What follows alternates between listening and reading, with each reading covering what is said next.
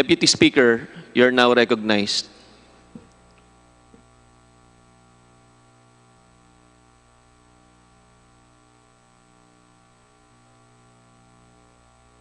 Meron po akong pin-repair na konti ring slide. Sana po maipakita muna bago ako magpatuloy. Pwede po, Deputy Speaker Marcoleta. Law, ibig sabihin batas. So kaya ginawa ang batas sa isang democratic country na kung nasaan tayo ngayon is para maging pantay-pantay ang lahat ng tao. Sa classroom may batas, bawal lumabas o bawal lumabas. Pero pag sinabing pag nag-comply ka na bawal lumabas, pero may ginawa ka sa pinagbabawal nila, inayos mo yung law ng classroom nyo at sinabmit mo ulit, ay pwede nang pala ikaw lumabas. Mr. Speaker, No. my distinguished colleagues, hindi po nag-comply sa batas ang Abs-Cbn, kaya hindi po sila pwedeng lumabas at magpalabas. Those opposing the franchise application of Abs-Cbn will show with clear and convincing evidence that Abs-Cbn did not comply with the terms and conditions of its franchise, as well as our laws and the Constitution. In fact, they will show in the succeeding hearings of the Committee on Legislative Franchises that Abs-Cbn deliberately and with impunity violated the conditions of its legislative franchise and more so of our laws and the Constitution. Matagal na po kasi ang mga aligasyong ito. Hindi mamatay-matay, lumulutang sa internet, nasa labi ng mga Pilipino. Hindi seryosong binigyan ng pansin. Bakit po? Tikom ang bibig ng may kakayahang magsiwalat nito dahil takot sa maimpluwensyang network na kayang sirain ng tao, kandidato man o hindi. Salamat at ganap na nanindigan si Speaker Alan Peter Cayetano at hindi inalintana ang mga tuligsa sa kanya at pinayagan niya na magkaroon ng patas, bukas at malawak ang pagdinig sa mga aligasyong ito katulad ng nagaganap sa araw na ito. Ang banggit nga po sa John 8:32 ay ganito, "And you will know the truth, and the truth will set you free." Violation of the Constitution. Number 1, franchise is longer than 50 years. Hindi na po dapat payagan itong pagre-renew ng prangkisa ng Abs-Cbn. Dapat na pong isara ang pinto para sa kanila. Bakit po? Because the Abs-Cbn has been using the airwaves for more than 50 years. 53 years today, to be exact. Our Constitution says that Congress can grant a franchise of up to 50 years only. Taong 1957, nang makuha ni Don Eugenio Lopez Sr., may-ari ng Chronicle Broadcasting Network o CBN, ang Alto Broadcasting System o ABS. Simula po noong 1967 ay naging Abs-Cbn na po ang tawag dito dahil sa merger ng ABS at CBN. Kung susumahin po natin ang prangkisa nito simula noong 1967, ay 53 taon na po itong gumagamit ng airwaves magpahanggang ngayon. 63 years naman po kung susumahin natin mula po ng pagkakakuha ng CBN sa ABS noong 1957. The Committee on Legislative Franchises should not allow itself to be used by Abs-Cbn to again circumvent the Constitution and violate the categorical 50-year limitation imposed on franchises. Hindi na po dapat buhayin muli ng Kongreso ang prangkisa ng Abs-Cbn sapagkat ayon po sa ating saligang batas, ang buhay ng prangkisa ay hindi dapat lumampas ng 50 taon. EDSA Revolution. Siguro po may mangangatwiran at sasabihin ng ganito. Isinara naman nung martial law ang Abs-Cbn. Di po ba? Dapat huwag bilangin ang panahon na yon. Tanggapin po natin sandali na isinara nga ang ABS-CBN simula Setyembre 23, 1972, pagkatapos na ideklara ang martial law. Pero hindi po ba nagbukas din ito agad matapos na ito ay mabawing muli ng pamilya Lopez noong EDSA Revolution? Hindi ba't kulang-kulang 13 taon din po ang namagitan na panahon? So let's assume that we subtract 13 years from the 63 years that ABS-CBN has been in operation starting 1957, when CBN acquired ABS. Hindi ba't 50 taon din po ang magiging resulta? Ibig pong sabihin, tapos na at paso na pa rin ang prangkisa ng ABS-CBN with or without martial law. Hindi ba't sobra-sobra pa rin ito at lalabag pa rin sa ating saligang batas? Naging palasak nga noong panahon ng martial law ang kantsaw na tama na, sobra na. Subalit ang mahalagang tanong po ng taong bayan na hindi pa nasasagot magpahanggang ngayon ay kung paano biglang nabawi ng mga Lopez ang ABS-CBN mula sa pag-aari ng gobyerno pagkatapos maitalaga ang Cory administration. Sinulatan po noon ni dating Senador Lorenzo Tanyada ang Presidential Commission on Good Government na isoli na sa mga Lopez ang ABS-CBN kahit may arbitration pang nagaganap sa pagitan ng pamahalaan at ABS-CBN. Na i-turn over po agad ang istasyon ng ABS-CBN sa mga Lopez sa kabila ng wala pang pagtukoy sa tunay na pagmeme-ari nito ayon sa kautusan sa Board of Administrators na binuo sa Letter of Instruction number 1 ni Pangulong Cory Aquino. Sa ngayon po ay wala man lang mailabas na papeles tungkol dito ang PCGG. Nagbayad po ba ang ABS-CBN sa Administrasyong Cory Aquino? Nag-public bidding po ba? Bakit tila ura-urada at habang magulo pa ang lahat dahil katatapos lang ng EDSA Revolution, ay biglang napasakamay na muli ng mga Lopez ang ABS-CBN? Nakabatay po ba ito sa batas? Hindi po ba dapat sagutin ng ABS-CBN ang mga tanong na ito upang mapanagot po ang dapat na managot kung meron man? Foreign ownership. Puntahan naman po natin ang muling pagbubukas ng ABS-CBN noong 1986. Pati po kasi noong panahon yun ay may paglabag na rin sa ating saligang batas. Ano po kaya yun? Dahil Amerikano at hindi Pilipino ang may-ari at namahala sa ABS-CBN na mariing ipinagbabawal ng saligang batas.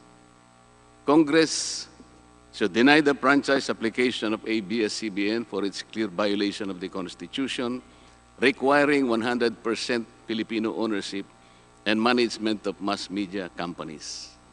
ABS-CBN's former president, Mr. Eugenio Gaby Lopez III, was an American citizen when he took the helm of the company in 1986 as director, then president, and then chairman in the later years. It was only in 2000 that he petitioned for recognition of Filipino citizenship and was issued a certificate of recognition as a Filipino citizen in 2002. At kahit sabihin po natin wala na ngayon sa management ng ABS-CBN si Ginoong Gaby Lopez, nagpatuloy pa rin ba sa paglabag sa saligang batas ang ABS-CBN? Opo. Dahil magpahanggang ngayon ay nagbebenta pa po sila sa mga banyaga, mga hindi Pilipino, ng pag-aari o ownership rights ng ABS-CBN. Through an intricate web of corporate layering, ABS-CBN lets non-Filipinos to own its common shares through the issuance of Philippine Depositary Receipts o PDRs. In September 1999, the ABS-CBN Holdings Corporation offered 132 million Philippine Depositary Receipts underlying the 132 million common shares of ABS-CBN. Immediately prior to the closing of the PDR's offering, Lopez Incorporated, the main stockholder of ABS-CBN Corporation, transferred 132 million ABS-CBN shares to ABS-CBN Holding Corporation, its alter ego.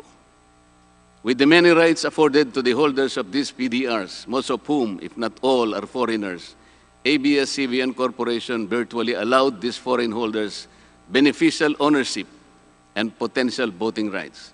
This is a circumvention of the strict foreign equity restriction imposed by the Constitution on mass media companies. Quite obviously, the ABS-CBN PDR instrument, a creative financial mechanism, is being used as a subterfuge to indirectly own the underlying ABS-CBN shares of stock. Violation of workers' rights under the Constitution. ABS-CBN violated the rights of its own workers. It denied them their just share in production as required by the Constitution. It committed unfair labor practices, which consequently denied its employees the benefits required by law to be provided to all employees. Isang halimbawa po dito ay ang asunto na isinampa ng halos 100 o mahigit sa 100 manggagawa ng ABS-CBN sa National Labor Relations Commission o NLRC dahil sa pagtanggal sa kanila dahil sila raw ay mga talents lamang at hindi mga regular na empleyado. Nanalo po ang mga manggagawa sa NLRC at maging sa Court of Appeals. Bakit hindi na lang nila sinunod ang hatol at umapila pa ang ABS-CBN sa Korte Suprema? Ito ba yung sinasabi po kanina sa opening salvo na ang pagmamahal sa kanilang kapamilya ay ganun na lamang? Mali naman po yata na sabihin ng ABS-CBN na lampas sa 11,000 ang mga empleyado nito dahil kung ito po ay masusi nating iimbestigahan, may 2,661 at isa lamang. 2,661 ang mga regular na empleyado nito. Ang karamihan po o mahigit na 8,500 na kawani ng ABS-CBN ay tinagurian nilang independent contractors or talents, project workers at contractuals lamang kahit na pang-regular na empleyo ang trabaho nila. Ayon po sa ating labor code, kapag pang-regular ang tungkulin ng isang manggagawa, dapat siyang gawing regular employee. Hindi dapat contractual. Hindi dapat independent contractor, talent, o kaya'y project worker lang. Malinaw na labag sa batas ang ginagawa ng ABS-CBN. Sana ay ibalita rin po ito ng TV Patrol upang mabunyag ang libo-libong endo sa kanilang bakuran. ABS-CBN has not regularized its contractual workers and talents despite performing the functions of regular workers. It even forced some of its workers to sign employment contracts containing waiver of the right to regularization. And those who refuse were unceremoniously terminated from work. ABS-CBN has subcontracted most of its production work to subcontractor production companies, despite the fact that production is directly related to its core business. These production entities are paid minimally, whose workers obviously get lesser benefits and take-home pay compared to ABS-CBN's regular employees. And yet, the profit generated by ABS-CBN from its independent production companies appear greater than its expenses, especially those expenses that are even deductible for income tax purposes. Kung kaya't hindi po may kakaila sa publiko na napakarami ng labor cases na hinarap at haharapin pa ng ABS-CBN. Ang masaklap pa po dito ni hindi nagbibigay ng contribution ang ABS-CBN para sa benepisyo ng kanilang mga empleyado.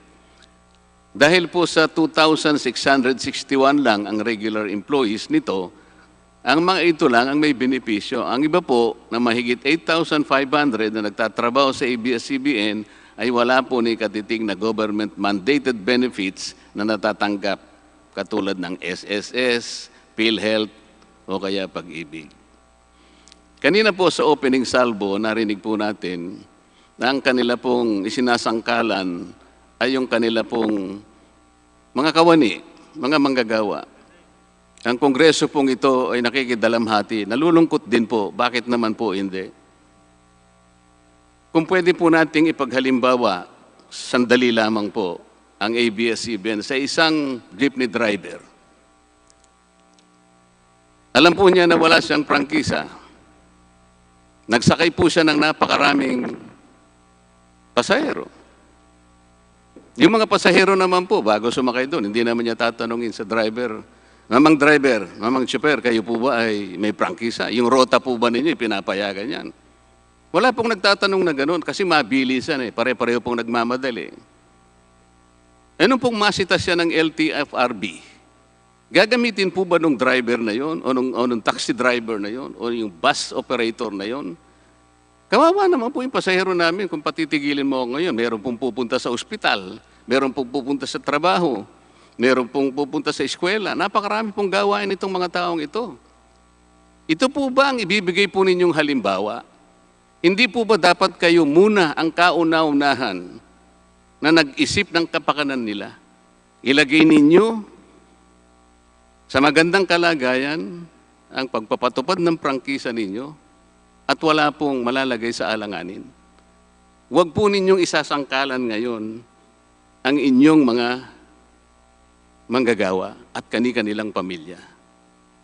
Hindi po ganun. Sasagutin po ninyong aligasyon na ito, hindi po sa pamamagitan ng emotional appeal. If this indeed the true house of the people, the Committee on Legislative Franchises must side with the poor workers of ABS-CBN in denying its franchise, justice to them will be finally served, although ironically, this will also entail some sacrifice on their part. Political bias. ABS-CBN has been biased and partisan in favor of particular candidates and against certain candidates during the 2010 and 2016 presidential elections, contrary to the terms of its franchise and in violation of the Omnibus Election Code. Hindi naman po lingid sa kalaman ng marami, kung hindi man lahat, kung paano naging pro-Noynoy Aquino ang ABS-CBN noong 2010 at pro-Grace po at Lenny Robredo naman noong 2016. It is also a matter of record that ABS-CBN failed to air some of President Duterte's political advertisements during the 2016 campaign period, despite receiving the payment for said political ads. Ang masakit po dito, kung hindi pa sila pinigilan ng korte sa pamamagitan ng isang TRO, ay nakahanda na palang ipalabas ng ABS-CBN sa bisperas mismo ng pagtatapos ng campaign period ng 2016 presidential elections. Ang mga anti-Duterte advertisements na binayaran ng isang dating senador. Sinadya ang timing para hindi bigyan ng pagkakataong makasagot pa si Mayor Duterte na noon ay kandidato bilang presidente. Mabuti na lamang at napahinuhod ng ang korte ng petisyon ni Speaker Alan Peter Cayetano na noon po ay Vice Presidential Candidate ni Pangulong Duterte at dagliang nag-issue ng TRO ang korte sa ABS-CBN. It is now a public knowledge that President Rodrigo Duterte and Speaker Alan Peter Cayetano expressed their disappointments over ABS-CBN's unfair reportings and meddling in previous elections. For those opposing the franchise application, hindi na po dapat payagan ng ABS-CBN na muling pakialaman ang politika sa ating bansa. Panahon na para ang taong bayan ang pumili ng mga namumuno na gusto nila at hindi ang napipisil ng ABS-CBN. Paalala lang po sa ABS-CBN, you are a broadcasting company, not a political kingmaker. Either you play ball or you play fair. Multiple channels in one franchise. Mga kababayan, inabuso po ng ABS-CBN ang kanilang prangkisa. Sa hindi nila may paliwanag na dahilan o maaari namang sinadya na gamitin ang kanyang prangkisa para sa isang channel lamang, pero gumamit pa ng ibang prangkisa ng telekomunikasyon na hindi naman pang broadcast upang mas kumita at makapagbenta sa pamamagitan ng maraming channels. ABS-CBN violated the terms and conditions of its franchise by offering its TV Plus boxes for a one-time fee but using the free-to-air signal authorized in the franchise granted by Congress at no cost to ABS-CBN. Tubong lugaw, ika nga. But this practice of ABS-CBN without permission from Congress or the National Telecommunication Commission is killing the cable industry, which depends on monthly-based subscription of its clientele. At bukod po sa pagbebenta ng TV Plus box sa publiko, sa Kapamilya Box Office Channel na nakapaloob dito, ay nagawa pang maningil ang ABS-CBN sa bawat pelikulang gustong mapanood ng publiko sa KBO Channel. Ibinenta na nga ang TV Plus box, ibinenta pa rin ang mga palabas na pwedeng mapanood sa TV Plus box. Dobleng tubong lugaw na po ito. Hindi po saklaw ang mga ito sa prangkisa na ipinagkaloob ng Kongreso sa ABS-CBN.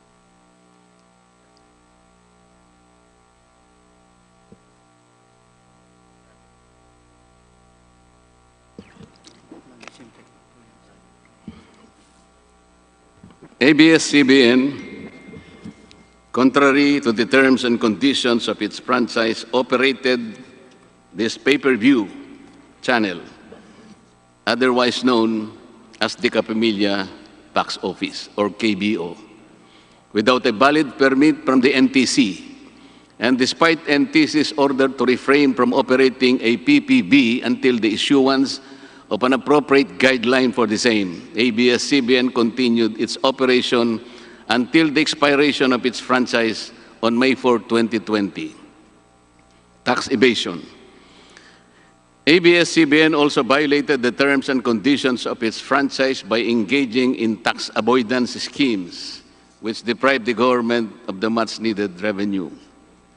It used its wholly owned subsidiary, Big Dipper Digital Content and Design, Inc., a PESA-registered company, as tax shield. Its main customer is ABS-CBN Hungary. And because of this unconscionable tax avoidance scheme, ABS-CBN alleged effective tax rate in 2018 was at negative 5%. This means that ABS-CBN managed to avoid paying taxes in 2018. Bakit po ang GMA7 na hindi naman kasing laki o kasing yaman ng ABS-CBN ay nakapagbayad ng buwis sa pamahalaan ng 1.6 billion pesos noong 2018? Samantalang ang malaalamat na ABS-CBN ay walang binayarang buwis. Bakit naman nakalibre ang ABS-CBN noong 2018 sa negative income tax nila na 84 million? Ibig sabihin po nito ay may tax credit pa ang ABS-CBN at ang gobyerno pa ang lumalabas na may utang dito. Wala pong pagkakaiba ito, mga kababayan, sa isang taong nangutang sa tindahan, binigyan pa ito ng sukli. In 2019, ABS-CBN again did not pay its rightful taxes. It avoided this by entering into compromise agreement with the Bureau of Internal Revenue, with the latter accepting the settlement of 152 million pesos plus from ABS-CBN, equivalent to only 40% of its assessed deficiency in income tax, value-added tax, and documentary stamp tax payments. But this is only one among the 4 other cases lodged by the BIR at the Court of Tax Appeals, all of which were also settled by compromise. Bakit po ganun? Hindi po ba nando sa prangkisa ng ABS-CBN na babayaran nila lahat ang rightful taxes? Kinakailangan po bang sila ay habla pa ng BIR bago sila mapilitang makapagbayad lamang kahit settlement lamang? Ang linaw po ng kanilang prangkisa na babayaran lahat ang kaukulang buwis. Bakit kailangan pong sila ihabla at idemanda pa ng BIR para lamang sila ay makapagbayad? There are also allegations to date that ABS-CBN's Lingkod Kapamilya Foundation, ALKFI, is being used as ABS-CBN as tax shield, and that ALKFI also failed to file donor's tax return and pay the donor's tax. Ito po ang mas nakalulungkot dito, mga kababayan. Kapag politiko o government official ang nagkawang gawa, epal ang tawag dito ng ABS-CBN. Kahit mula pa sa sariling bulsa ng politiko, ang pinanggalingan ito. Pero kapag ito ay galing sa lingkod kapamilya, puro pangalan ng ABS-CBN ang kanilang pinangangalandakan, katulad po ng nakita natin ngayon. Alam naman natin na galing naman sa lahat, sa mga donors ang pondo na ginamit nila. Meron po kayang nanggaling sa yaman ng ABS-CBN. Di baling ang pantulong ng ABS-CBN ay galing sa donasyon ng ibang tao. Di baling ang perang pantulong ay mula sa tax avoidance ng kumpanya. Ang mahalaga ay mapalabas nila sa pamamagitan ng sa mamamayan, katulad po ng nakita natin ngayon na napakabuti at napakabait ng ABS-CBN.